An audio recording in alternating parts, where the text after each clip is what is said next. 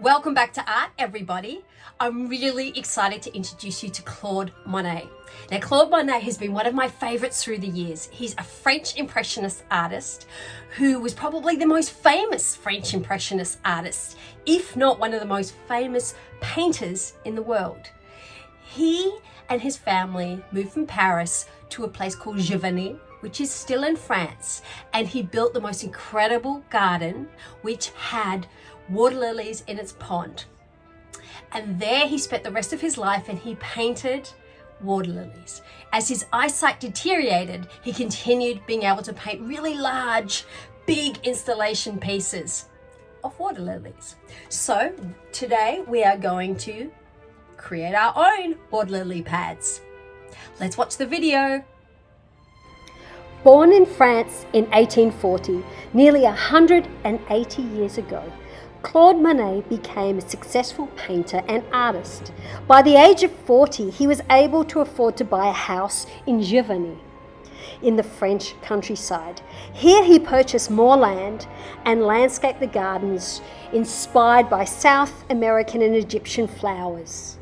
With a Japanese-inspired bridge connecting each side of his lily pond, Giverny became a refuge, or a place where Monet and his Impressionist friends could create and paint. Impressionism was a quick way of painting outside, often the same scene many times, but at different times of the day and different times of the season. This allowed Monet to capture different light and different colours. Using a paper plate, don't forget to put your name on the back. Choose some green and blue coloured pastels. Make sure you include dark and light tones.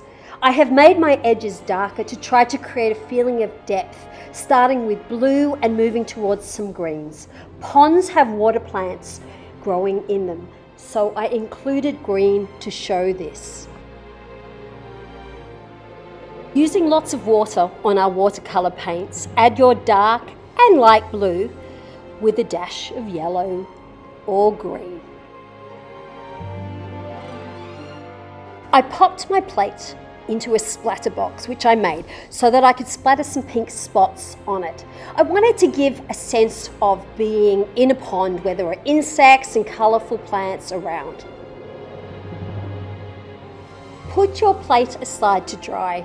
Next, you want to be drawing your lily pads on a separate piece of A4 paper. Include large, medium and small lily pads.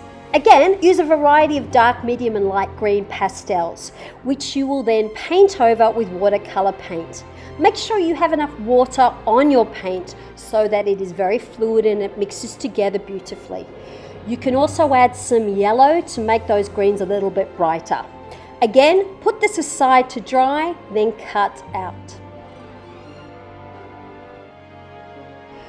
Using glue stick or PVA or Yoo-hoo glue, you're going to be sticking your leaves or your lily pads onto your blue plate.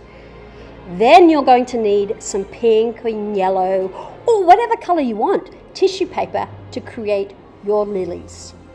These you can scrunch up and also stick onto your plate. When it's finished, you can add a beautiful varnish to highlight your colours.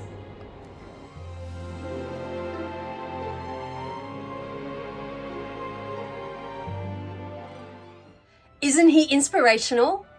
That garden is amazing. Okay, let's get started.